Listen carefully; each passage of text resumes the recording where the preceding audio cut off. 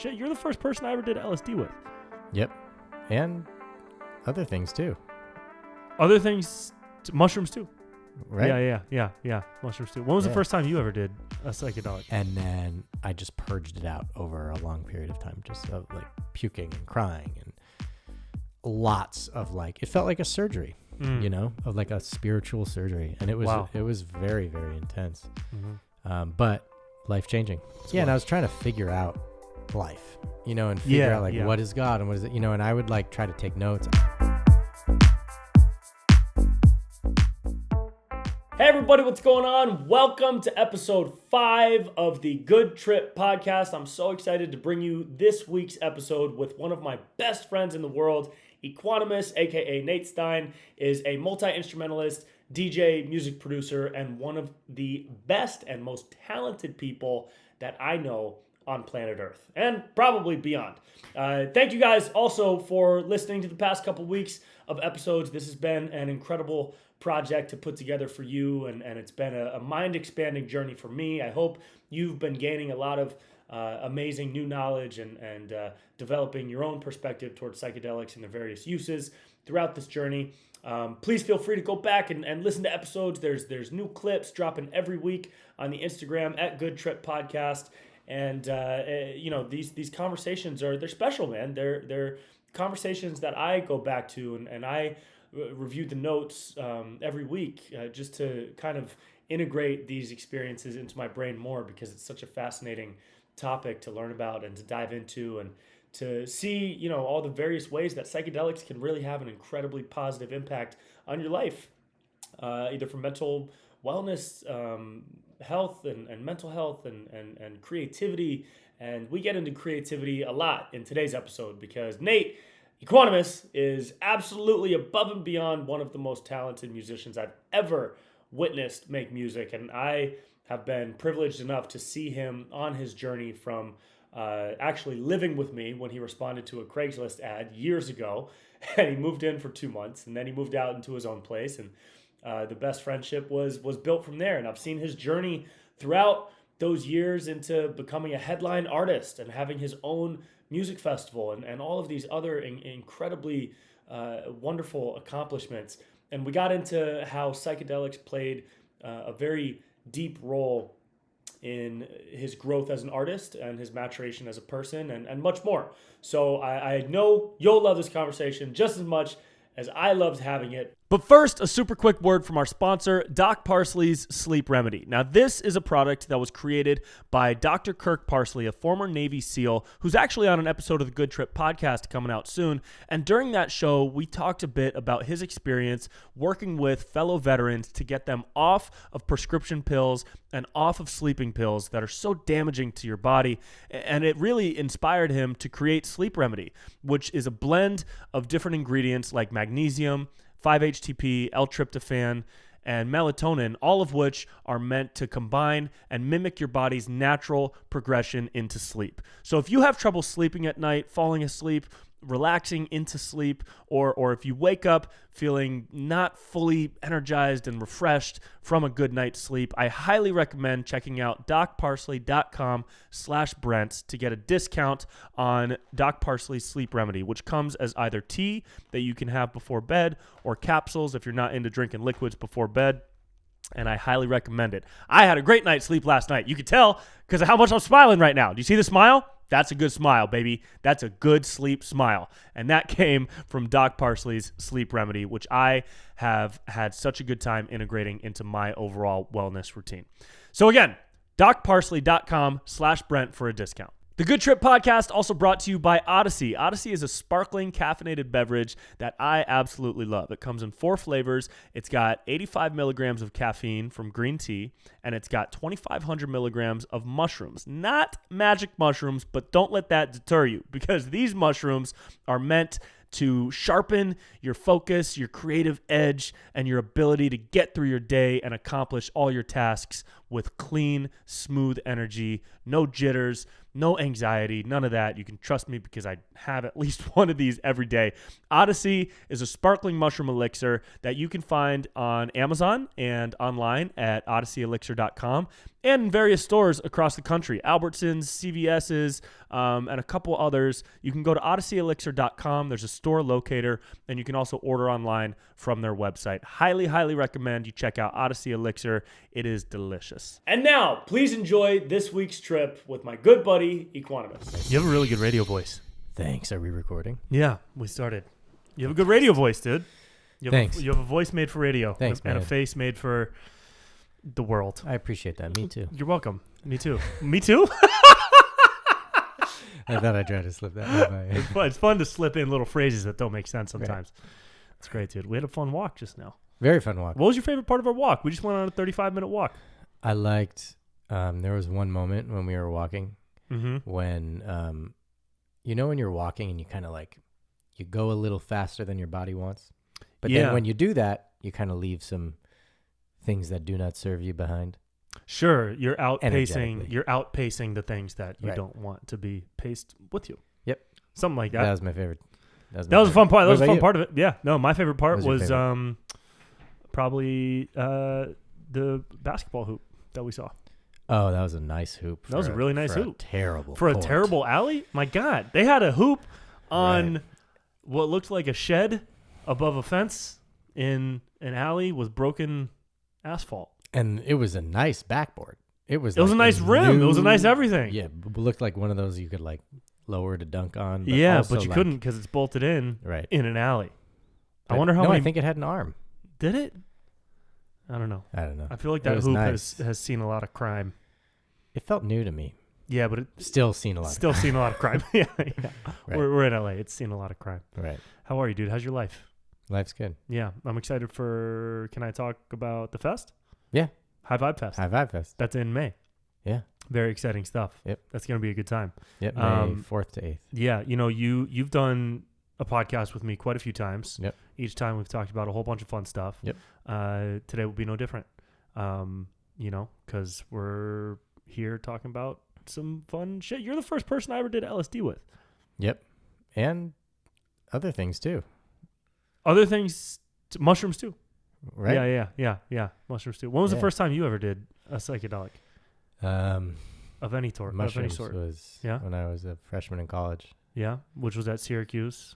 Yeah. Yeah. It was at Syracuse, and then I got to say one thing that is just off topic because it's in my head. Because before, when we first started this podcast, I said Me Too, but I wasn't referring to the Me Too movement. I don't think anyone thought that. Okay, good. Yeah, I just needed to get that I'm pretty out there. sure no one thought that. Okay, great.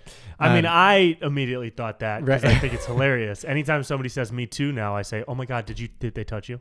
Oh, I don't want to go there. Anyways. Too sensitive. No. I'm a comedian. Yeah, it's great. Hilarious. But yeah, the first time I did mushrooms I was a freshman in college. I remember seeing the colors and the visuals. It was fall, and those autumn leaves were nice. I mean, East Coast fall is beautiful. East Coast fall is beautiful. Yeah. Were you making music at the time? You've been making music your whole life. Has it always been electronic music? No, not at all. I mean, it's been in and out.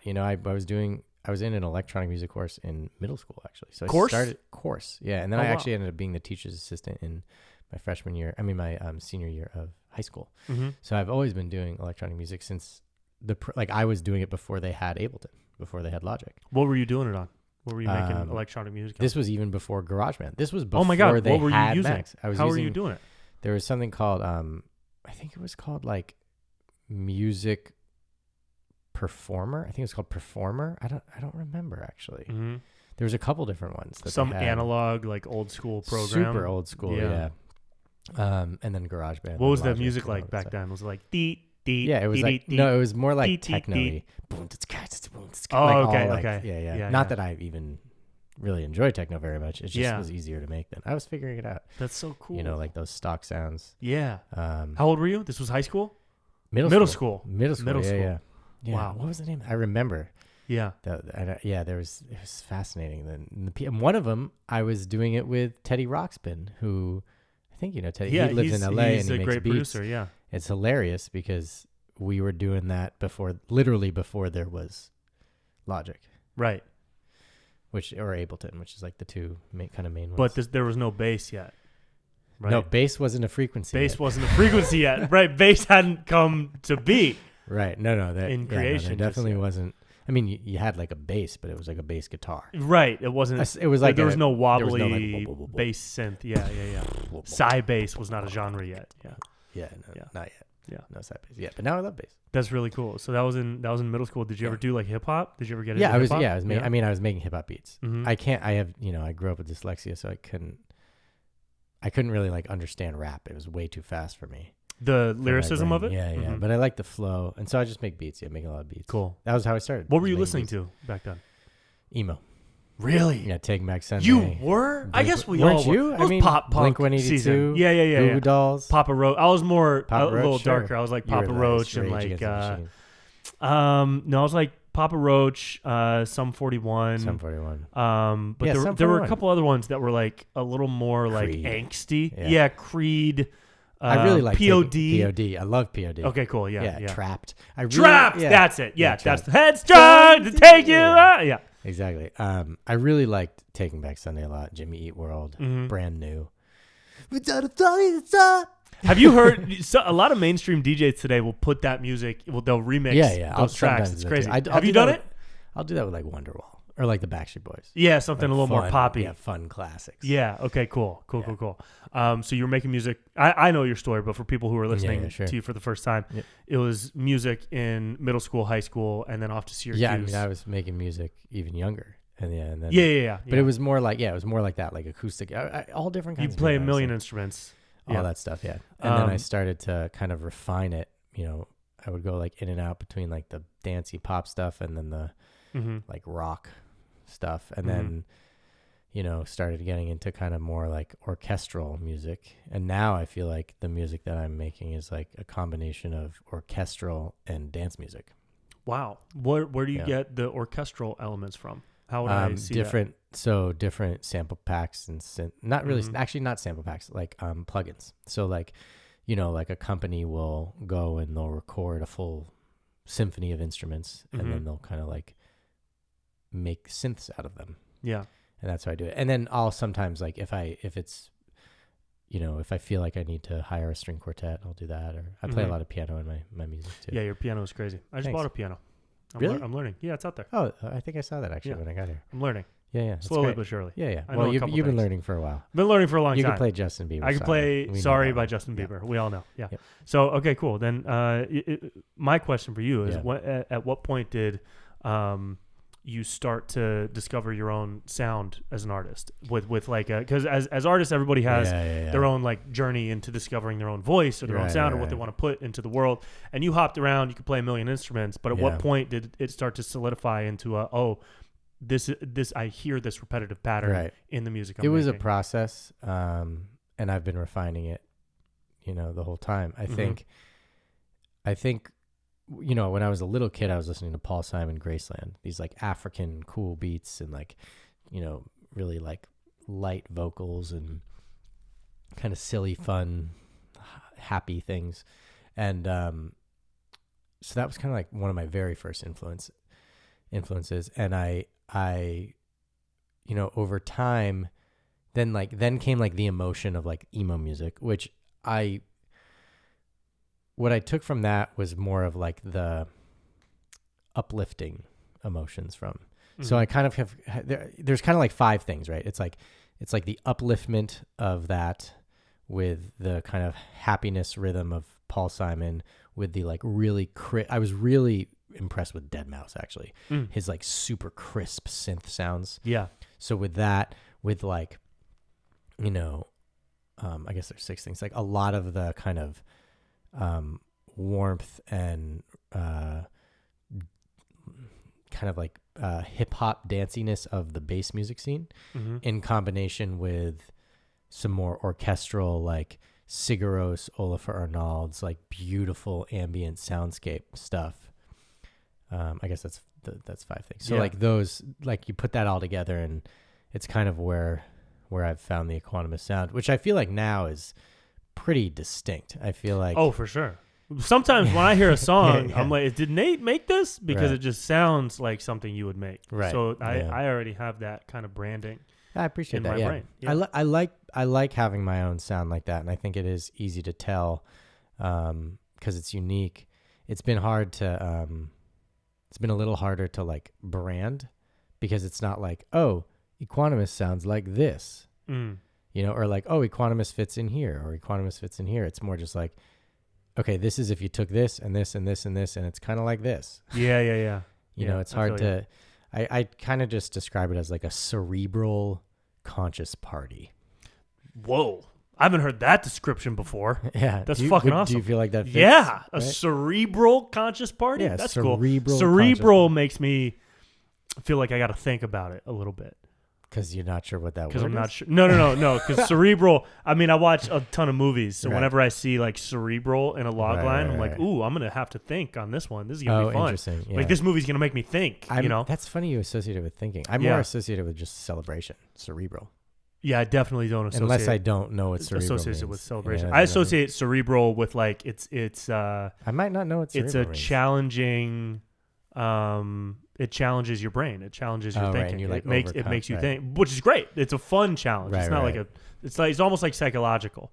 What does cerebral mean? Let's look it up. Jamie? That's drink one for the first young Jamie reference of the podcast. I'm going to guess that cerebral So it might not have any means of or celebratory. having to I think I do meant with your brain, because cerebellum is where it right. comes from. So I think I'm not using the right word. I don't think cerebral is the right word. I think celebratory is a better word. Oh A yeah, you got to change it to conscious celebratory dance party. of the cerebrum of the brain. Right. Is the literal definition. So I'm great. Yep. What is it? Cerebral, of or relating to the brain or the intellect. But it is sort of that too, though, in its own way. So I don't know. Whatever. Yeah, It I mean, is you'll what figure is, it out. yeah. You're on your journey. I'm on my journey. Yep. So Figuring it I out. mean, today electronic music, a lot of it, at least in the mainstream, is associated with music festivals. There's a lot of drug connotations to Yeah. it. A lot of drug. Drug in itself, the word drug already has a lot of negative stereotypes That's to why it. people say medicine. Right. That's why I say medicine. Yeah. Right. But when you were starting to make electronic music in middle school and high school, did you feel like there was any like almost taboo nature to making electronic music? Did it have any? It wasn't. It was like I didn't even know any electronic artists. I didn't know any. Like really, I hadn't heard any electronic music. So how did you get into making it then? Because I was like making these other music just using electronic instruments. Do you know what I mean? Like I had never heard techno before. I was just like, okay, here's some beats. Boots, right? Like I know it existed. Of course it existed. Like it's been around for a while. I didn't. Pretty much since we've had computers and analog gear and all that stuff. I just hadn't really experienced much of it. And so I don't know if it was like taboo, but and things were coming out more on the radio where it was like less kind of like rock and more party anthems here. Oh yeah, there was that whole era where pop and all started taking European techno and integrating into it. That was like our high school years. Yeah. So I don't think it was like taboo. Well, taboo, I don't mean taboo to make it. I mean taboo in the sense that like, if you listen to dubstep today, if you're a casual dubstep listener. Right, which is hilarious. Hilarious, yeah. If you're casual. But sometimes I'll write, like I'm writing this movie right now and I'll just put on like crazy side dubstep. Sure, yeah. And but if you're a casual dubstep listener, and somebody sees you or hears you listening to it, they'll automatically think that you do drugs daily. Most of the time. So. Yeah, I mean this is my experience. Anytime I show somebody a song, or if I'm in the car, my playlist skips to my new Discover Weekly plays something, and I have a friend in the car, they'll be like, "Yo, what?" I could see that with psychedelic bass music, but not dubstep. Dubstep is still like. Dubstep's like wow, like DJ Diesel. That's dubstep. That's dubstep. But Desert Dwellers is a little more like psychedelic. Yeah, it's a little different. Yeah, it's a little different. Yeah, you know what I'm saying? Sure. But even when I was starting psychedelics, I wasn't in that realm. I was like, with me, it was more like when I was doing. I remember in college, I had this one experience on mushrooms, and I was like looking in the mirror and I was seeing like my mother and my father like merge into my face and all these things. And then I saw a guitar and I picked up the guitar and I was like, I had this guitar and I had a water bottle It was like these two things. So I just like gotten these two merging things, and I had this big water bottle and the guitar, and I picked up the guitar and I started singing in like a Beatles type fashion. All you need is some water and guitar. It don't matter who you are. This was on mushrooms? Guitar. Yeah, and I was like bawling, crying. Like, what? This melody, like, you know. And so like that was some of my first. That's like the first psychedelic like song that I can think of that I made on psychedelics. When was that? How old were you? 19. 19. So college. Yeah. Sophomore-ish, freshman, sophomore. I think it was the summer going into sophomore year. Mm-hmm. And college is where you met the Chainsmoker friends. Mm-hmm. Yep. And not the DJs. I'm talking about actual friends who just smoke cigarettes all day. Yeah. Those two, but Those no. two. No. So Drew yeah. Taggart from the Chainsmokers, who's a friend of yours. When you got to Syracuse, did you already have like a group of friends that were musically inclined, or did you kind of find a new group out there? No, I mean, yeah, no, there were new people that I was making music with. Yeah. And he was, I wasn't like he was more of a DJ. So he was playing and performing. Like he was making music too, but it wasn't like, we weren't really like jamming out a lot. Like I had other people that I jammed with. Yeah. With him, it was more like, oh, check out this thing I just made. Like check out this beat. You know, it was different. He was more in that scene. Yeah. Did you ever play live in college? Yeah, all the time. I was in a band called Winding Ridge. A band? Would you play? I didn't know about Winding Ridge. Yeah, well, that's why Winding Ridge? Yeah, well, that's why I left Jimmy Fallon, was because so I was interning with Jimmy Fallon, and I had just made like this like dance hit in college, which I'm not super proud of, but it was fun. It's called Thank That Drink. Yep. And then, and I was like, I don't want to be Akon. I'm not that. That's not me. And so. And I was doing that, and so I kind of was having these realizations while I was interning for Jimmy Fallon. I was like, I need to go make an album with no electronic sounds in it.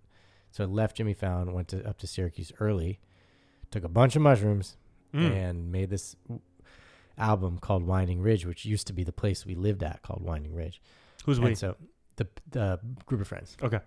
And so I had like this band where I was doing live looping. There's some clips online too. It's pretty good, actually. It was good. That's awesome. Yeah, it was definitely more like in the Sigur Rós type, like big kind of soundscape vibe. And I was convinced I would go all the way with that. Totally wrong. Yeah. But not necessarily if you were doing live looping and now you're a Bliss Looper. You kind of did go all the way. Right, that's fair. But Bliss Looper's different because it's like electronic looping. You thought that was going to be the thing at the time. Yeah, it definitely was. So you briefly, you just kind of threw it aside, but you said you took a bunch of mushrooms. I want to know when psychedelics started to have an influence in your music. Right away, like that time, like college. College era. Did definitely. Did you do any drugs in high school? No. Weed? Yeah. Just weed. And drinking. Yeah, drinking. Which I don't really drink anymore now. Yeah, same. I used to. Yeah, except for wine. Only Vibe Rosé. So high school was weed, but you were also raised in like a suburban middle class environment. So was there kind of a my mom was very anti-drugs for me, even though she's there's like the DARE program. There's DARE. There was all the this is your brain on drugs. All that stuff. Did you buy into that in high school at all? I bought into it for everything except for weed. No, actually, I bought into it for cigarettes, which of course, which is good. To buy into it. Cigarettes are disgusting. Although I do, will honor and smoke, like real organic tobacco leaf, which is much different than a cigarette. Yeah, that's not a Marlboro. Not at all. No. And like pray with it and that kind of vibe. And then I actually did believe that if you took ecstasy, you would burn a hole in your brain. I did too.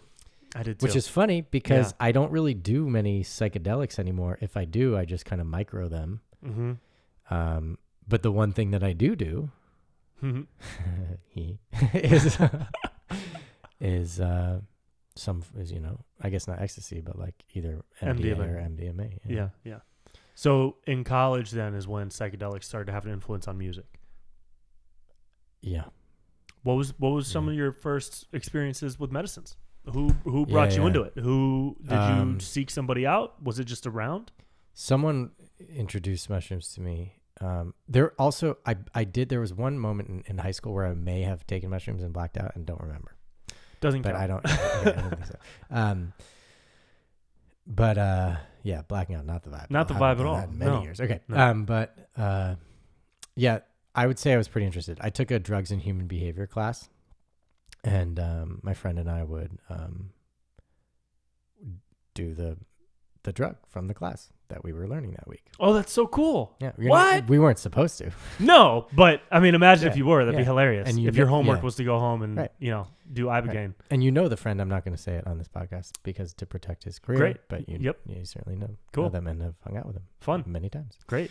So you would do what was the class like? What would you learn about like every Palfi. drug? Dr. Palfi, crazy dude. Like Really? looks like this. It's really cool. Was he dude. kind of like a He's like looked like a scientist. Super cool dude. Yeah, there were different things. That's where I learned about iboga, which is hilarious that I learned about iboga in college. That is from crazy. the class. That's crazy. And after I did that. Was it a pretty straightforward class where you would discuss the drug and its effects without any type of like leaning one way or the other as far as it should be legal, it shouldn't be legal, you should do it, you shouldn't do it. It was just straight down the middle. Very science based, yeah. And he Cool.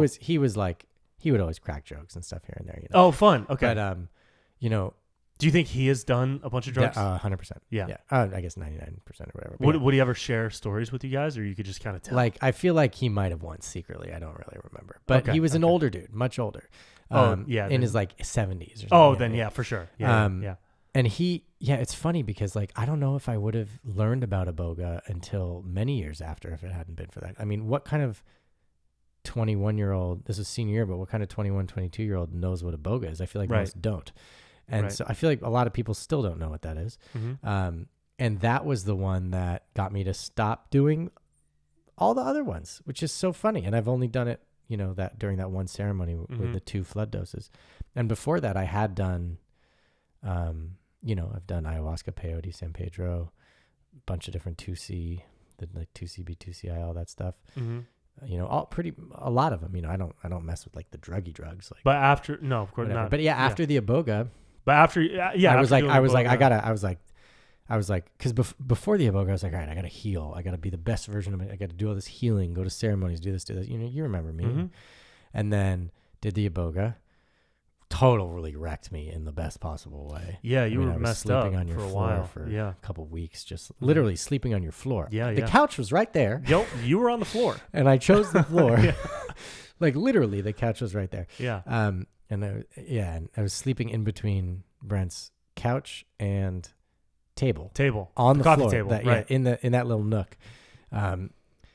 And then and I was a mess. I was such a mess. But that got me to be Dharma focused, super focused on my career, and so my priority became less about women and healing, and became more about women and my career. Mm-hmm. And then eventually women or woman, like one singular, just like general, singular. And then what happened is, as I started integrating the iboga over the next couple 6 months or whatever, it mainly just became about my purpose, mm-hmm. My career, and wasn't worried about the women, any of that stuff, just kind of like, of course enjoying here and there, but really just my attention and awareness became much more career focused. And that's when Equanimous started to kind of form, make moves. Yeah. Yeah, I mean, I was Equanimous before that, but I didn't have many songs out. Right. Was getting paid $100 a show, if that, kind of thing. Right. Yeah. And then from there is when it started to grow. That's so interesting. Yeah, and that's not necessarily the intention that you had going into the iboga sessions, was it? No, I think I just really I'd always wanted Can you to try tell people iboga. what iboga is and what the process so is? Iboga is an African. It's like a sort of like a root from Africa, from Gabon, and Gabon, Africa, and it's intense. It is like nothing else. You drink it as a tea, right? As a brew? Yeah, there's also like a pill you can take. I mean, also there's ibogaine, which people like do for addiction, which they take intravenously. But it's like a brew basically. It tastes not very good. Mm-hmm. And if you take a high dose, it's the real deal. You're tripping for 24 to 48 hours and can't move and If you need to go to the bathroom, someone got to pick you up and drag you over And there. where were you when you did this? Costa Rica. And I did you were it at a in retreat ceremony, center. right? Yeah. Oh yeah, totally. Yeah. And after that, the one thing I would say, I don't think everyone needs to do iboga. I think everyone should at some point try like ayahuasca or something like this. I don't think everyone needs to do iboga. It's big. It's a whole thing, and I would recommend giving yourself at least 6 months of nothing planned after that, so you can really integrate it. 6 months. Yeah.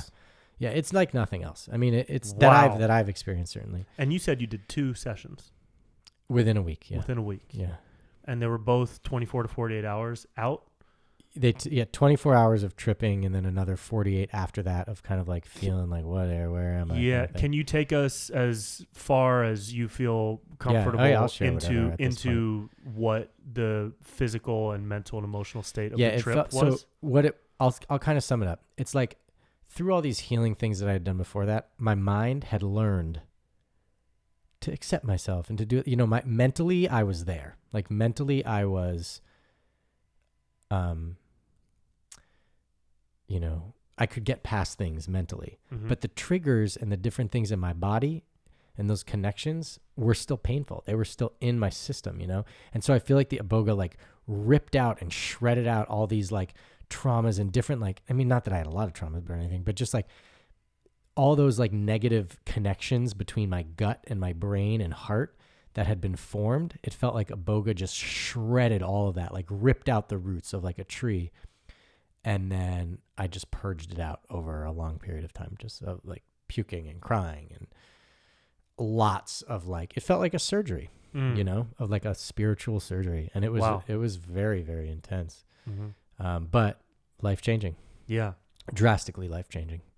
And it took time. It took time for me to, like, it wasn't just like when it was done, I was done. It was like, it took time. Yeah, there was an integration I was still period. Freaking depressed, sleeping on your floor for a month. It fucked you up. Yeah. It fucked you up for a while. Yeah, in a great way, though. Yeah. In a great way.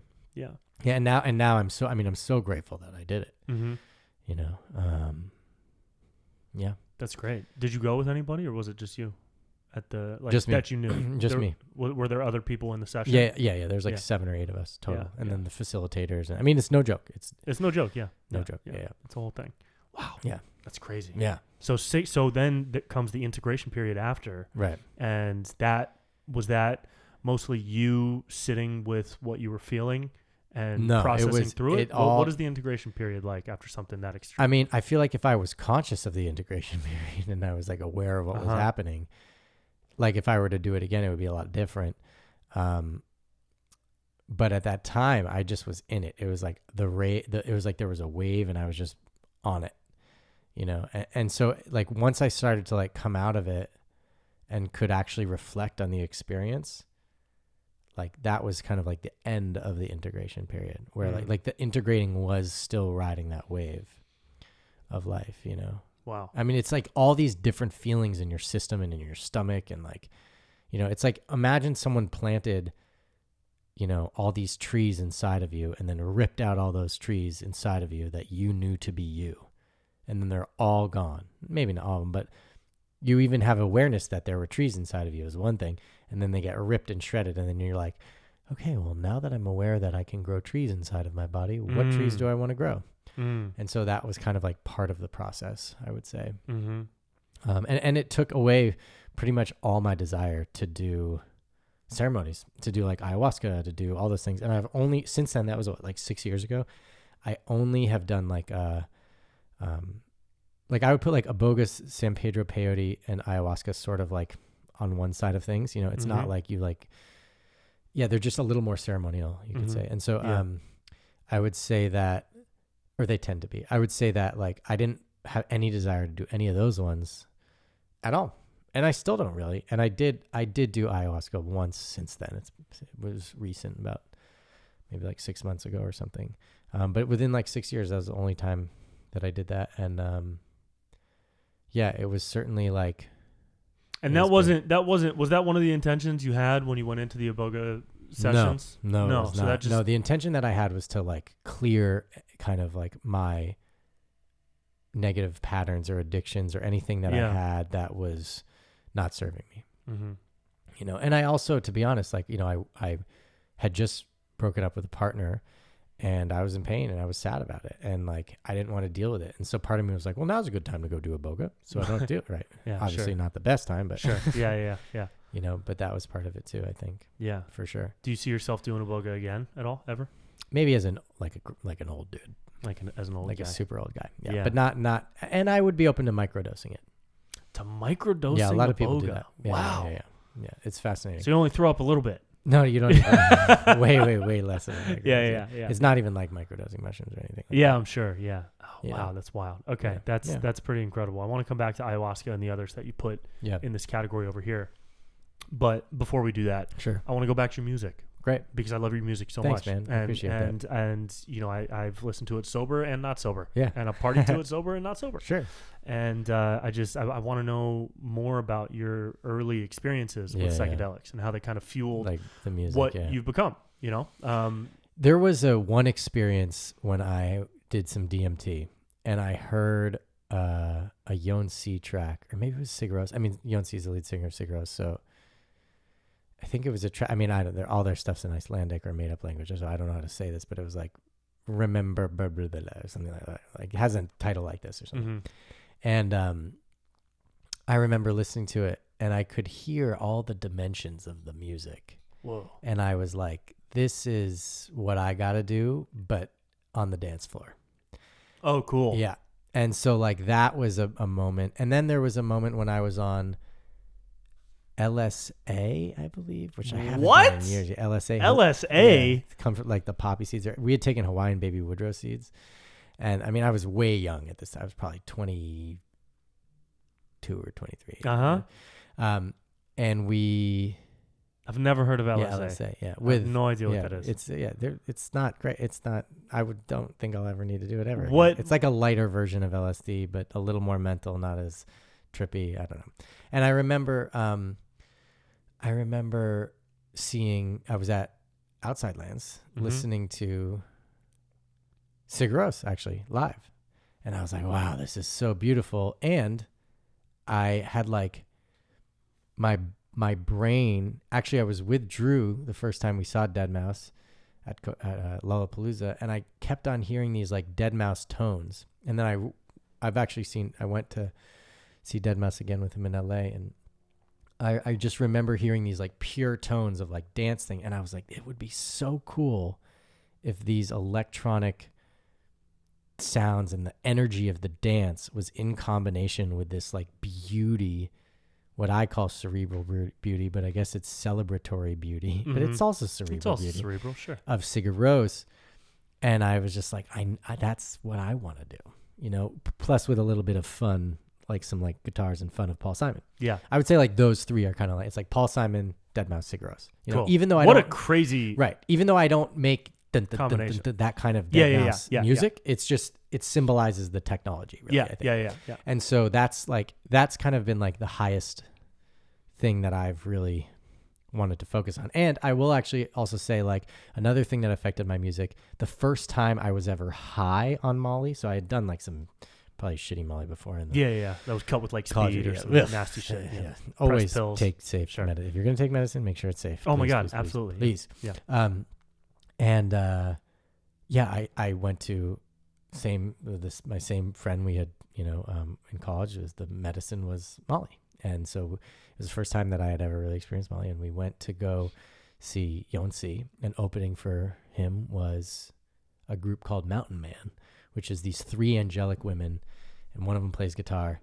Mountain Man? Yeah, they are three angelic women? Yeah, and they were singing these hymns, and I was like, wow. And it was the first time I ever felt the feeling of ecstasy, was listening to these three women. I could feel it in my system. It was unbelievable. One of them later became Sylvanesso. I don't know if you know Sylvanesso. Mm-mm. And then another was in another group. Vallis Alps was in it. So they all kind of had their separate projects that ended up doing fairly well. But that affected me too. Just kind of like the connection of like feeling connected to God or source or the universe or whatever within music. And so that's always been present in me, I think. Even in like the emo music that I was listening to, there was like this sense of like, we are human, we are real, whatever it was. Yeah. And, but the thing is like, there are people that can dance to that and go and have fun and mosh and all that stuff. But for me, actual like pure dance music, really getting those beats down there, that hip hop element, combining all that is what makes something really unique and special. Combining that, that like dancing, boom, whatever. Like your beatboxing has gotten really good, by the way. Thanks, I appreciate that. Yeah. Combining that with the beauty is really what I strive for. And it's always been my thing. And in college, even when I left Jimmy Fallon, it was like, I was doing the dance stuff totally on one end. And then I went to go do the kind of more cerebral stuff totally on the other. And Equanimous, ironically, equanimity, equanimous, the balance is really where I balance the two, and it reminds me of something my mother said is, well, my mother's like Buddhist therapist told this to her, but when you're tuning a guitar string, first you kind of like untune it a little bit so you can tune it all the way back in there, and find that balance. Okay, and that's cool. kind of like how I've seen myself refine my sound. And I feel like I'm getting even closer and closer to my sound. There's one song out there that I did not make that I feel like really incorporates my sound. It's still not totally one song that you did not make. It's and of course it's Odessa, the dancing thing, mixed with Olafur Arnalds, the classical composer, called Light of Day. And it's still not totally mine. Like it's got its own like thing that I wouldn't necessarily do. But the vibe of it really encapsulates what I am aiming to do with my music. The other one is Cone Sound and Asa. Again, Cone Sound, incredible. Yeah. Almost got him for High Five. We got to see them live. I have seen them. I met them. I know. I need to see them live. So good. What do they they're tour? My favorite. Yeah, they're here in the States. I thought they were Canadian. Right no, they're not Canadian. They're British, I think. Oh, but they've played a couple shows here, and I feel like I could have got them for High Vibe, honestly. But I think I don't know. The truth is they just never got back to me. And but they were before they were in good communication. I think another festival booked them with a radius clause. I'm getting this hit, but I don't know. Maybe not. Maybe they'll be at High Vibe Fest next year. Anyways, I love Cone Sound. Yeah, they're one of the best groups live. Yeah, they're one of the best groups just to listen to. Yeah. And so they have a track called Sanctuary that with like some violins and stuff that I also feel like incorporates what I'm aiming to do. Violins, not violence. Right. Violins. Right. And my new album, Frequency Flow 11, I feel like kind of touches on that. That's coming out February 10th. I don't know if this will get aired. Frequency Flow 11 comes out on February 10th. Why not the 11th? It's funny because the 11th is Saturday. Oh, you got released on Fridays. Yeah. And then But my new album, so that's done. But my new album that I'm actually working on now is definitely more orchestral, and so it feels a little bit more like bonobo style, kind of like, cerebral. Cool. Yeah. That's dope, dude. That's really cool. So psychedelics seem to have had a large influence on not necessarily the physical nature of making the music, but more on the theoretical approach to what you want to be putting into the world. Is that fair to say? I think psychedelics have had a huge impact on what I'm able to feel. And as I've expanded internally in what I'm able to feel, that has affected the music, which it goes into the music, and people then can feel those vibrations. And I've had lots of people come up to me and comment on this in different ways. What have been some of the things people have said? Just like, what the vibration is tapped into, the kind of angelicness of the frequencies, and like they can feel what you were feeling, right, and what your intention goes right to their heart. Yeah, all that stuff. It's like it's really like the idea is, being in your heart and experiencing that love on the dance floor. Yeah. Is there any specific substance that or medicine that you've taken that has seemed to propel you a bit more stronger than others? Yeah, I think all different at different times. All different at different times. Yeah. It's just been through different cycles. I'm definitely more on an MDMA kind of cycle at the moment, because it's way easier for me, I think, to function on it and have conversations with people rather than like taking psilocybin. Sometimes you take it and you think, I'm going to talk to a lot of people tonight. And 2 hours later, you're looking up at a tree for the rest of the night, which is great. Yeah. And but and also I'm doing light doses. I'm not like I feel like I'm an adult now. Yeah. And as fun as it was to go and like blast off. We've blasted. Sure. You and I have blasted. Yeah, exactly. Sure, dude. All right. Can we talk about blasting? Sure, yeah. The first time I ever did LSD was with you. At Lightning in a Bottle. And I have never laughed harder in my entire, to this day. Yeah. I have never laughed harder in my life than that first time doing LSD with you. That was super fun. I remember it very well. I remember a lot of it. The whole trash thing. The trash thing was so funny, dude. We saw Jamie XX close out the night, which was like one of the greatest experiences ever because we were still like on the come up and we were going toward the top. And there were people all around us, and I was just making eye contact with everybody. Everybody's eyes were just bugging. Right. And I looked at you, and your eyes were bugging. Your smile was like a fucking Cheshire cat. And then Jamie XX finished his set, and they played the cleanup song, as they do, which is clean up, everybody. And we walk past and they encourage everybody to clean up because everybody's puts which is great, and I'm water supportive bottles and of trash on the ground. up. Of course I'm supportive of it. Do I want to touch other people's trash? At no. a festival. Do you? Absolutely not.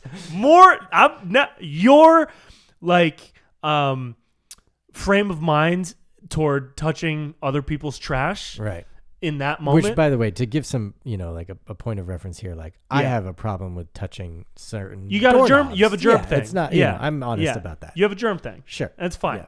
So it's not even like that bad. It's noticeable, but it's not that bad, and it's all good. And we don't need to talk about it. We can keep talking about it, but we're not going to. You.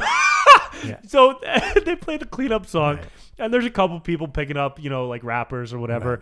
And we both I feel like we felt like we should do it, but you really didn't want to. I think we walked past a specific piece of trash. Yeah. Was that it? Yeah. And we were like, oh man. And we heard this song and the cleanup song is playing. And we were like, no.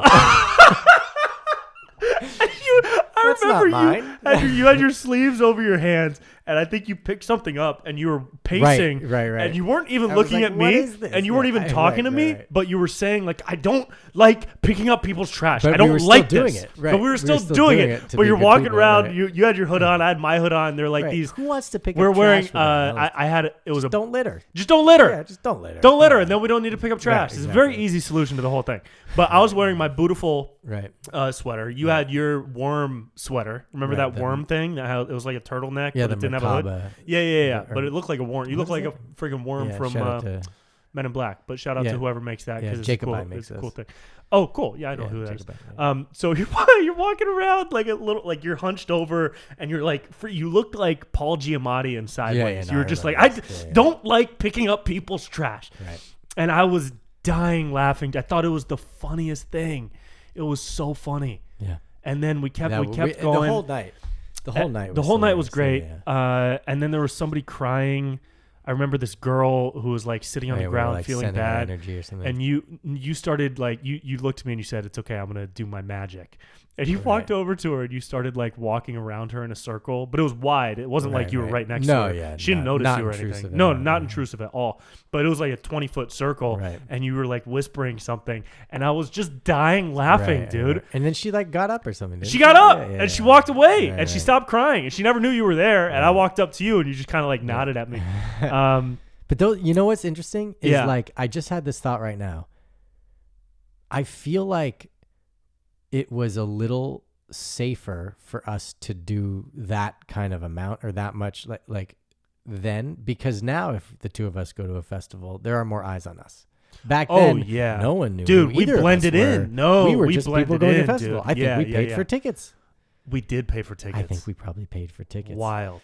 Crazy, right? Yeah. Now the thought of paying for that's my workspace is the festival. Sure. Yeah. So it's just different. It's because way different. Because this year, I can talk about things this year? For Lightning in a Bottle? That we've done medicine-wise? Yeah. Yes. Okay, great. Yeah. So this year when we did medicine together at Lightning in a Bottle, and we walked into that, remember what was that? Spelling Bee. That's right. And I literally, we walk by, we're tripping out. Yeah. And I hear these two people whisper, one person, they're like a couple, and one whispers to the other, "That's Equanimous." Mm-hmm. And they were tripping also. And like, they were like giggling, laughing, like, what do we do? Yeah. And so I walked back out after. I just happened to walk back out when they did. And I literally saw them talking about me. So I just walked over to them and I was like, "Hi." Yeah. And they were like, "Oh, we're tripping." And I was like, "It's okay. Me too." Yeah. When I was shooting videos with Nikki at LIB, it was the most recognition I've ever gotten in public. It was wild. Yeah. You'll get that at High Vibe Fest too. Yeah, which is cool. But yeah, you're right. Like back then, we blended in. We were just two people. It was amazing, dude. Right. It was such a beautiful opportunity. I'm sure if we went to I'm sure there's plenty of festivals that we went. I mean, yeah, we could, and also we could just throw on some hoods, and it's not like it's weird. And I like it. Yeah, people know. It's fun, and it's also we're part of the community, so it's not like we're not some out, right. It's not like we're like famous, some LA crazy. No, exactly. We're just part of. We're just homies. Exactly.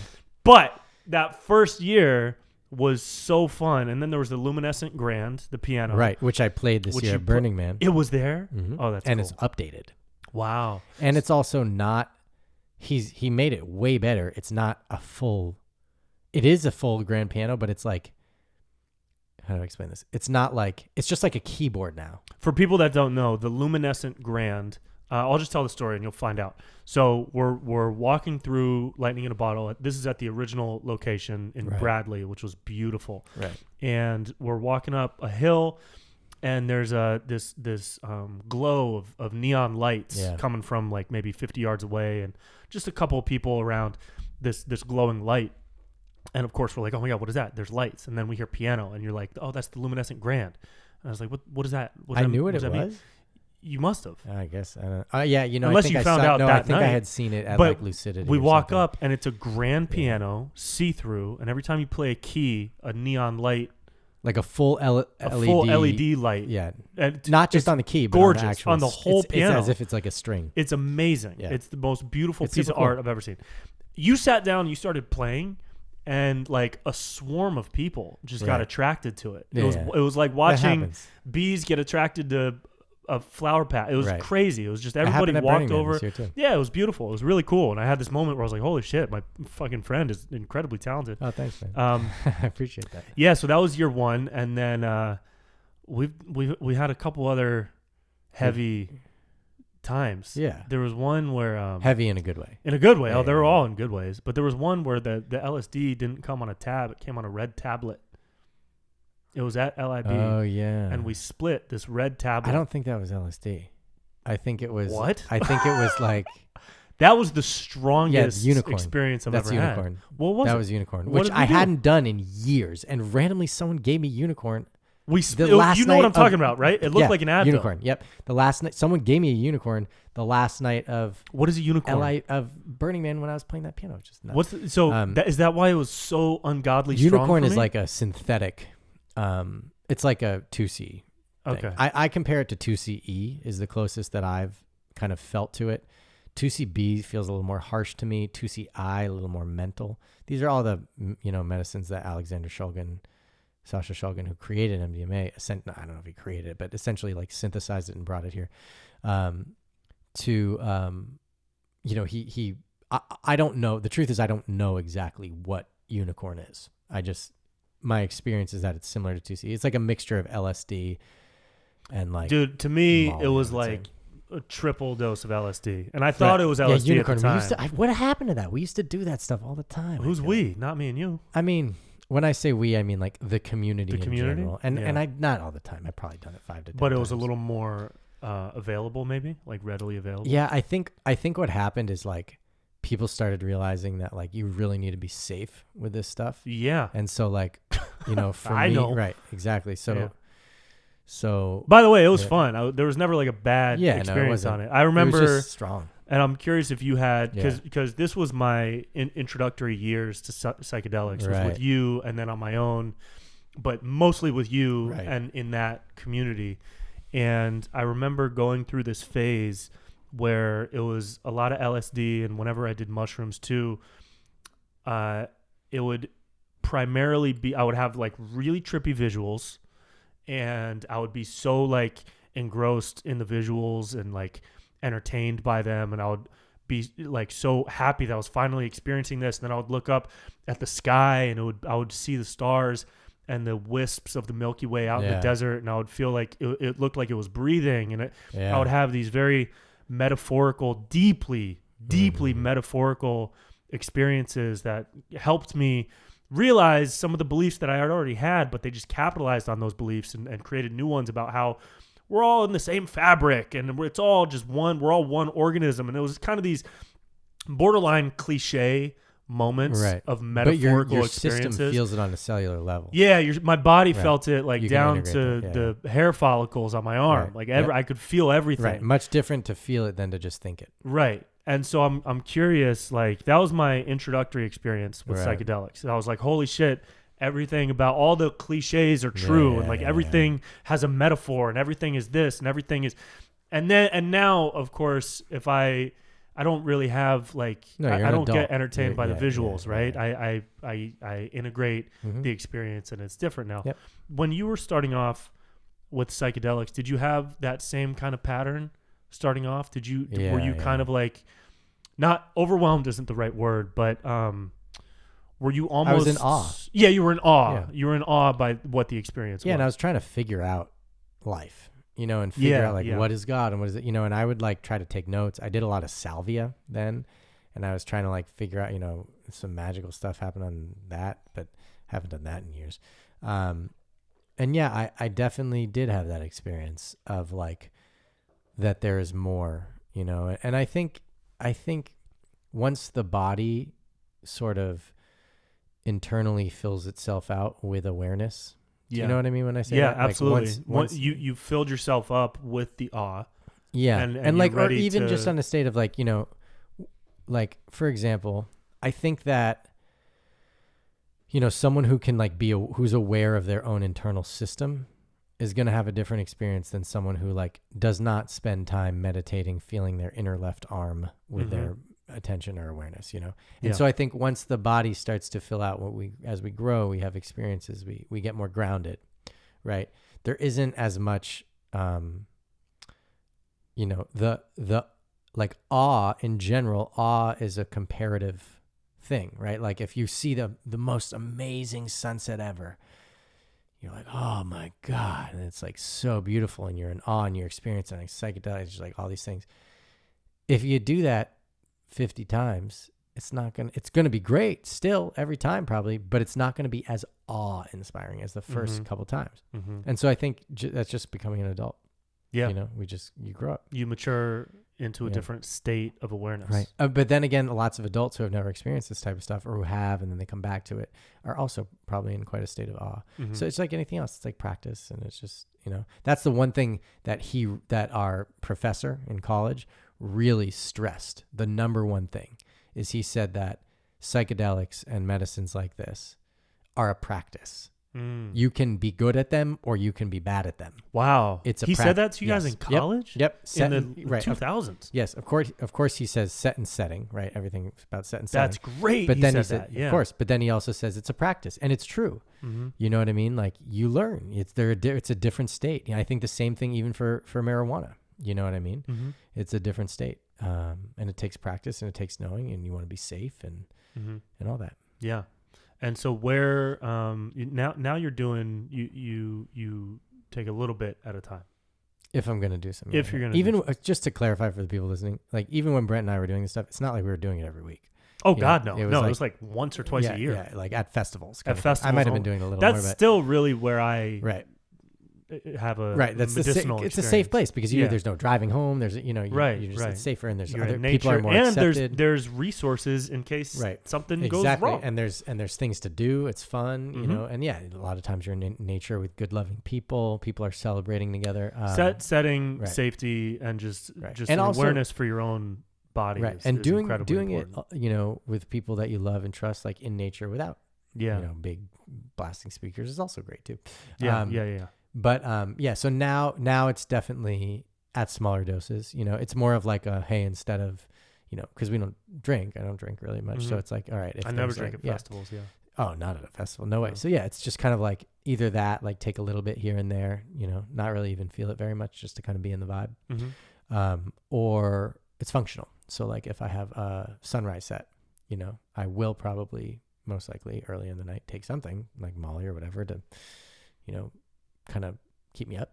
Yeah. And, you know, because I'm not going to do, I don't want to like, yeah, coffee works and stuff, but I'm not, you know, I don't do like Coke or anything like that. I don't, you know, I'm not, somebody handed us, do you Adderall, remember when somebody handed us a bag of Coke at Lightning in a Bottle? Yeah, and we just like gave it, I think we gave it to someone. It didn't feel right because that's not what we were into. And then we ended up giving but it away. you know what it was? I remember we were walking to our tent, Right. and we're walking down this dirt path to our tent, and this couple was walking toward us, and they stopped right in front of us, and he offers the bag, and we're like, this must be meant to be. Oh, right. And so we take like a tiny amount. We took a tiny amount just because we thought it was meant to be that this random person gave it to us. Which if some random person gives you Coke, don't do it. It was not meant to be. We were young, young. but that's part of what our journey was. Right. And I do not recommend doing a tiny little bit of Coke from some random dude's bag. Or any Coke. Or any Coke ever. Or, because it's made of gasoline and cement. Right. So it's crazy. And I didn't even realize this. It's like slightly a tangent, but a lot of people still do Adderall. Like a lot. I've never done Adderall. I was listening to this on Joe Rogan's podcast that he released with Dave Portnoy. Yeah. Just the Boston, other day. homeboy. Yeah. 41 million subscriptions to Adderall. Prescriptions? in last year. Yeah. Subscriptions. It'd be crazy if you could subscribe to Adderall. Prescriptions in last 41 million? Yeah, dude. I haven't done that shit. What? In years. That's like as many adults. That's like it's almost as many adults that are in America. Dude, he was saying he does it almost every day, Dave. Who? Portnoy. Dave Portnoy. What? Yeah. Does Adderall almost every day? Yeah, 30 milligrams, which Dude, by the way like, is a lot. Brain, 30 dude. milligrams is 30 Wow. milligrams is I think a I've lot done of Adderall. a 5 milligram tab Usually they'll once. give you like 5, maybe 10 or 10, and then maybe if you really need it, you're prescribed 20. This dude does 30 a day, and he's an adult. Did they talk about the addictive nature of it? Is it addictive? Or they didn't is it talk just about habit it, but forming? I'm sure it's addictive. It's got to be at least habit forming. But I wonder what the difference is. There's all these other things like Xanax and diazepams. We learned about all that stuff. Xanthines, all these different things. You know, and I still remember from this one class, like a xanthine. Do you know what a xanthine is? No. A xanthine is like cacao. Sounds good so far. Coffee. Yep. Is a xanthine.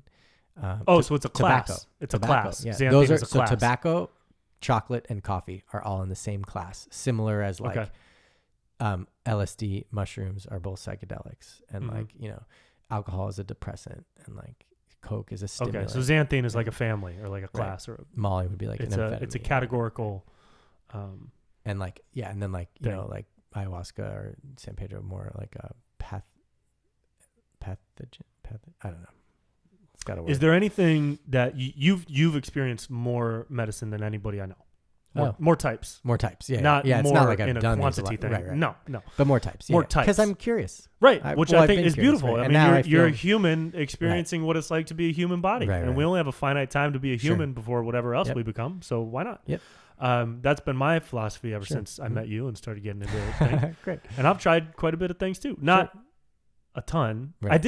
I told you about 5-MeO DMT. I tried. Yeah. But you did the bufo, I thought, from the frog. Synthesized. Oh, you did the synthetic. Yeah, synthetic. Oh, that's yeah, the best. Yeah. I've only done that don't think one I time. did. I don't know you what didn't do enough. Right. Enough. I did that definition once. Is, but the synthetic. I've done bufo, but I've done it was the great. synthetic I was once. That was the best. I was lying on the ground for maybe 5-10 minutes and couldn't move. That was the I didn't most, have visuals. I could still think thoughts. Oh, I couldn't even move my body. That was the most. I mean, for 5 minutes. So I think I need to go one step.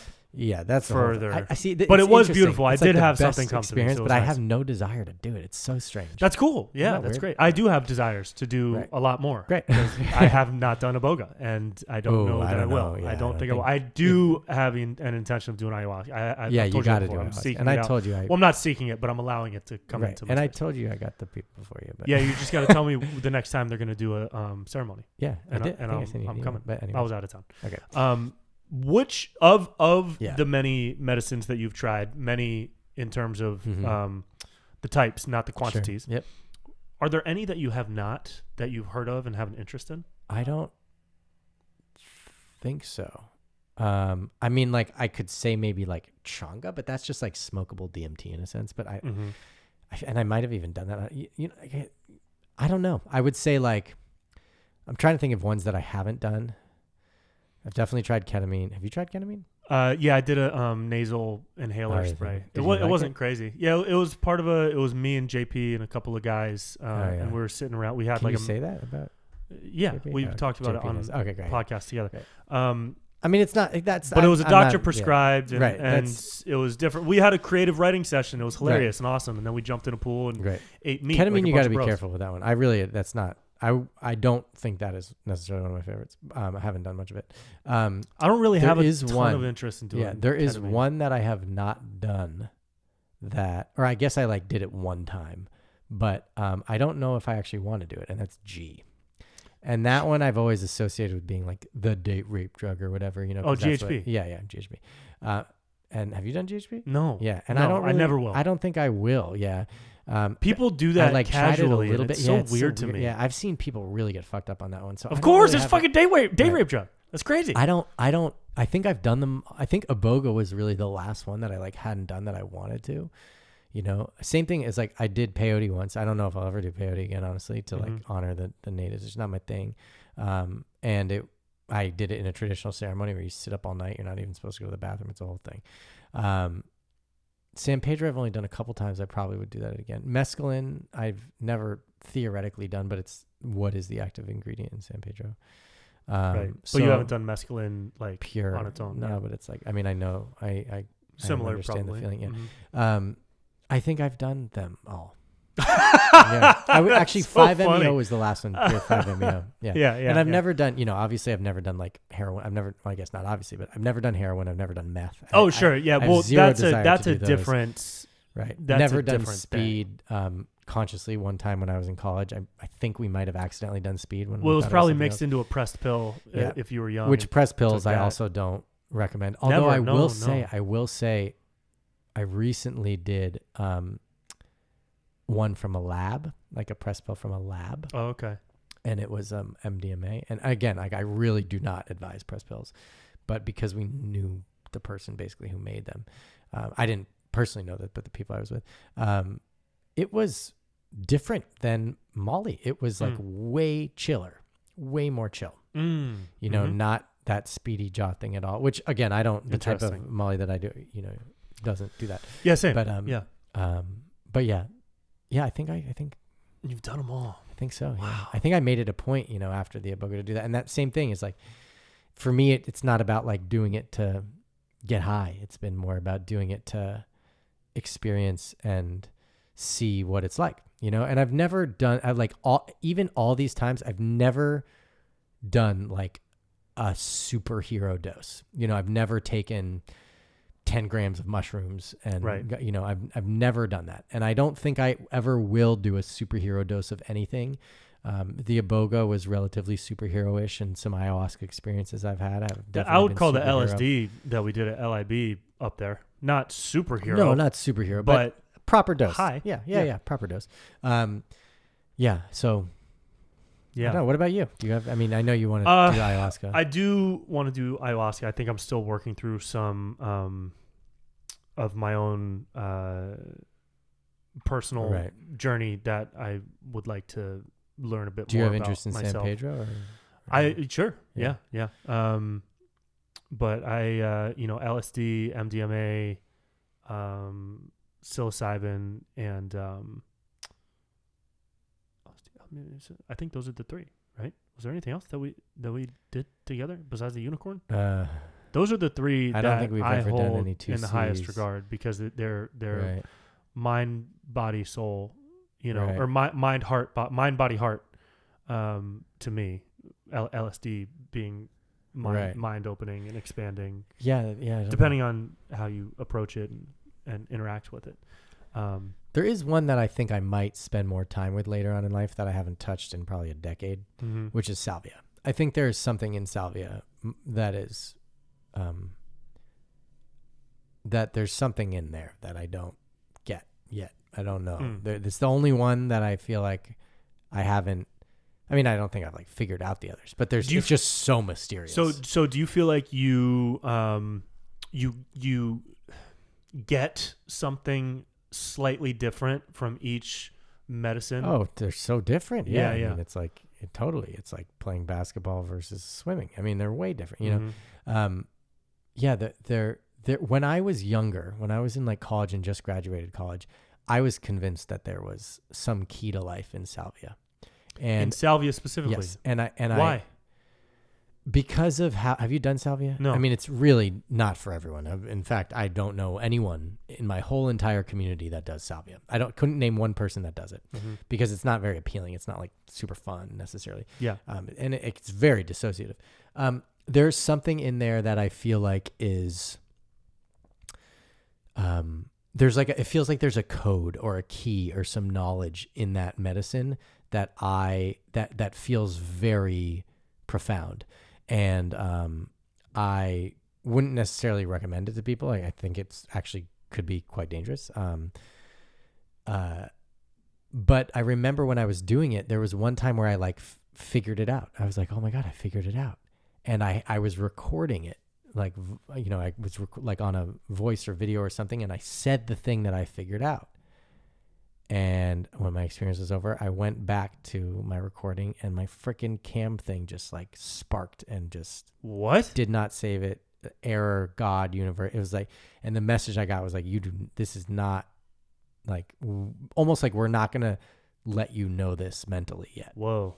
And so after that, I kind of stopped because I was like, well, I figured it out and now I can't really know what I figured out. So, what do you think it maybe was? Later on in life, I don't know. Do you think it was a random funny thing? Or do you No, think it was I like really a legit, think, no, I heartfelt? felt, no, yeah. And I know like there was a moment on salvia where that's been the most like magical one. Like in the sense that like when I was in college, I remember I was on salvia and I touched like a cord of a lamp and it lit on fire.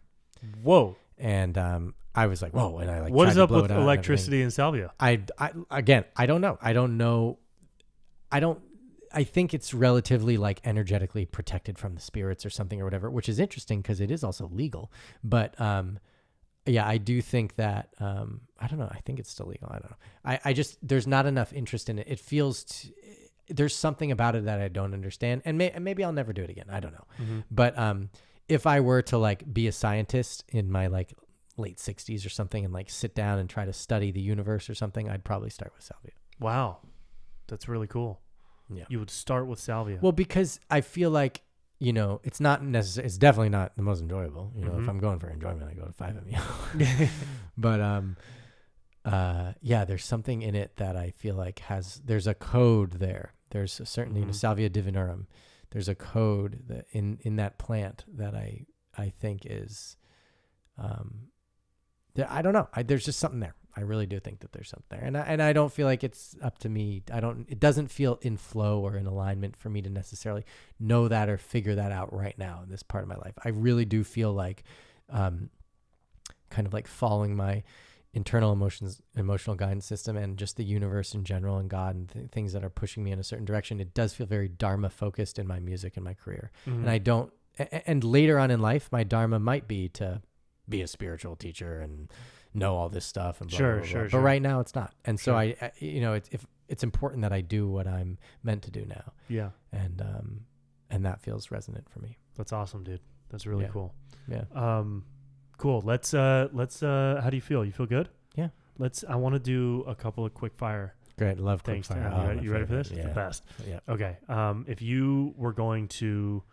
If there's a new rule that said that everybody running for president has to do a psychedelic. And I'm running for president. I know you are. Okay, great. Which is why you've already accomplished Someone this messaged rule. me today saying EQ for president. Seriously, yeah. What would you recommend that people running for president take in order to be eligible to run for president? Ayahuasca. Really? Yeah. And at first I was like, but this is rapid fire. So I said ayahuasca. But if it wasn't, I'd be like, oh man, like I'd say with guides, ayahuasca. Without guides, Molly. Okay. Without guides. Molly. Without ceremony, Molly. With ceremony, ayahuasca. What about without ceremony, just a hero's dose of mushrooms? You think that's probably too intense? Without proper knowledge, too intense. And I would probably say LSD, little easier on the body, probably. Okay, cool. Yeah, that's great. Okay. You'd say LSD.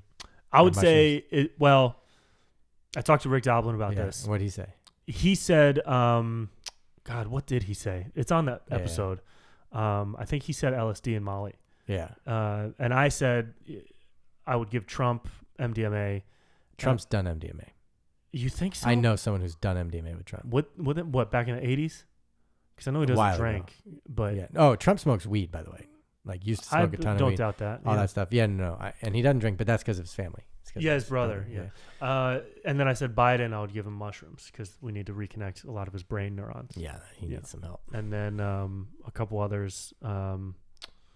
Wait, this is side. Trump's brother drank or something? I think he was an alcoholic and died of alcoholism. Right, something along those lines. Right. With respect. Yep.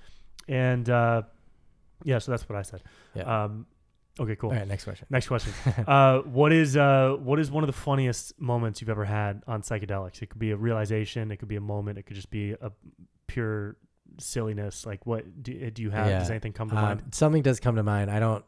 This is gonna make no sense. But I have climbed up top of a water tower with my like college girlfriend on mushrooms, and we were laughing about strawberries, and I don't even remember. Cool. That's enough. Yep. Yeah, totally cool. That's exactly what I was hoping for. Water tower laughing about strawberries. On a water tower laughing about strawberries. Great, beautiful. Next question. Yep. What is your take on the phrase and the theory of a bad trip? Hopefully you don't have one, or just like do whatever you can saying not to have one, because I think it could be traumatic, and hopefully it won't. And then I think like some bad trips can be healing, and it's like you're going into your trauma to heal, and it can be cathartic, but then it's not really a bad trip. It's just like a bad part of the trip. But I think a bad trip is really, you want to avoid those. Cool. Yeah. You want to avoid those. How would you, and setting is the first thing. Okay, great. All right. Setting, now I'm gonna say a type of drug. Yeah. And then I would love a recommendation for a music artist to listen to. Oh, this is fun. I love on this. that Great. medicine. Great. Okay, Yep. you ready? Yep. And it can be you for one or two of them. I know it would be you for all of them. But No. Let's say I'll say Equanimous for all of them. Now let's do the other. Okay, great. All right, ready? Yeah. Psilocybin mushrooms. And then I'll say one after you, and then we can do that. I guess the first person that I'm thinking of right now is Tipper. Really? Yeah. Wow.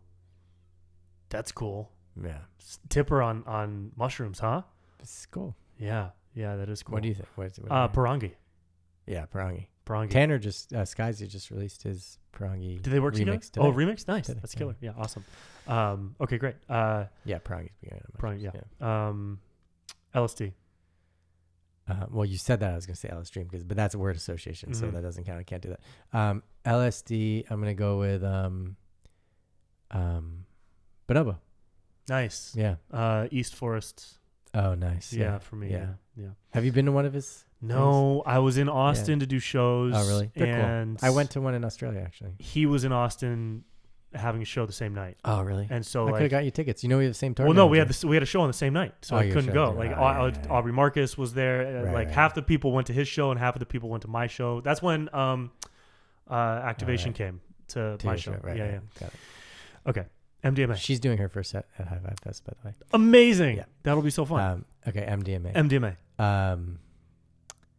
MDMA. It is random, but I'm gonna go disclosure. Oh, fun! Yeah, Isn't man. that fun? Wow. I know. That's a great answer. Yeah, thanks. That's a really good answer. I would go with Bale. Do you know Bale? Yeah, Baile? Yep. You showed me Bale. I showed you Bale. Yep. Bale's incredible. Yeah. That's fun. Listen to Bale.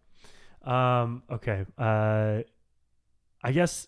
They don't really play music during an ayahuasca ceremony, right? Of course they do. Oh they my do? gosh! I've been to don't they play live? Yeah, but I've been to and not live. But I've been to an ayahuasca ceremony with a choir of 50 people from all different ages. Whoa! Where 300 people in a big dome are all dressed in white. Babies taking it, grandmothers taking it. What? Whole town taking ayahuasca. Yeah. Wow. Unbelievable music. In fact, quick ayahuasca. This is very very trippy. When I did this, choir plays and then they take a break, so they play music through the speakers. I hear this song. I was like, "Oh, this song is so good. This bass line's so funky." What is this? I think I've told you this story before. And the next day I asked, "Who is this?" And they're like, "Oh, it's a band called the Doggone Lights." And I'm thinking, "Oh, this band is must be amazing." They're like singing in a different language, all these things. And I look up the Dogon Lights, and they're going on tour playing with my friend Heather Christie. And I'm like, what? That doesn't make sense. And then like a week later, I'm at Envision with Heather, and I say, hey, you're not going to believe this, but you're going on tour with this band that I had this big moment with in ayahuasca. She's like, oh, yeah, bass player's sitting right next to us, Veer. Now they have a kid. Oh, yeah, Veer. Now they have a kid. Yeah. Awesome. Crazy. That's super cool. Right on. All right, I'm going to say a couple more now. Okay. These are ones that I haven't done. Great. Peyote. Man, that's tough. Part of me wants to say like Paul Simon or like the Beatles or something. I'd say the Beatles. Nice. Yeah. Ayahuasca. Closey. Wow. No way. No way. No, just because of that would be that would be fun, insane. right? I think with I can ayahuasca, only imagine. I'd probably go with like I want to see. Closey's a good MDMA answer. I'm gonna say Yon C, which is the lead singer for Sigur Rós for ayahuasca. I think could be really special. Nice. Marijuana. And these are just my own kind of personal whatever, but yeah. Marijuana, I would say, Cone Sound. I really like Cone Sound. I think Cone Sound would be great. Nice. Yeah.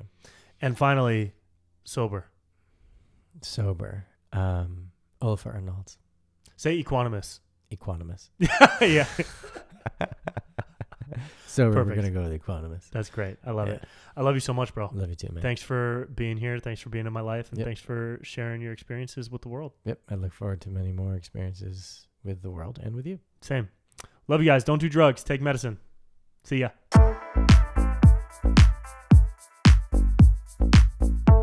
And that's it. Thank you guys so much for going on this journey with me and Equanimous. Go check out his music. Equanimouslove.com has his tour dates. Equanimous is his artist name on Spotify. Listen to everything. It'll make your life better. It'll make you happier. I promise. I swear it. And check out the next 5 weeks of episodes dropping every Monday right here on the Good Trip Podcast channel, Spotify, iTunes, and YouTube. Clips every week. And show support to our sponsors, because without them, this show would not exist. Doc Parsley's Sleep Remedy can help you achieve a better night's sleep so that you can wake up feeling more refreshed. Check out docparsley.com/Brent.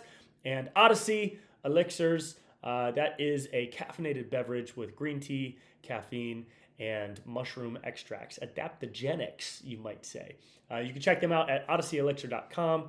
And looking forward to the next couple weeks of episodes with y'all. We got some incredible people coming up. Kirk Parsley, the founder of Doc Parsley Sleep Remedy, a former Navy SEAL, comes to talk about his experience with psychedelics from a medicinal and Navy SEAL support point of view, and the role that psychedelics played in his approach to medicine and working with Navy SEALs, as well as the founder of Odyssey Elixirs, Scott Froman. And if you know anything about that company, they are changing the game with the energy drink business. They even got some sacred geometry right there on the front of the can, so that's how you know they're legit doing something good for the world. Other than that, I got tour dates coming up. If you live in San Diego, I'm shooting my special out there May 19th and 20th. I would love to see you. BrentPella.com/shows has all the info. And until next week, have a good trip, y'all. See ya.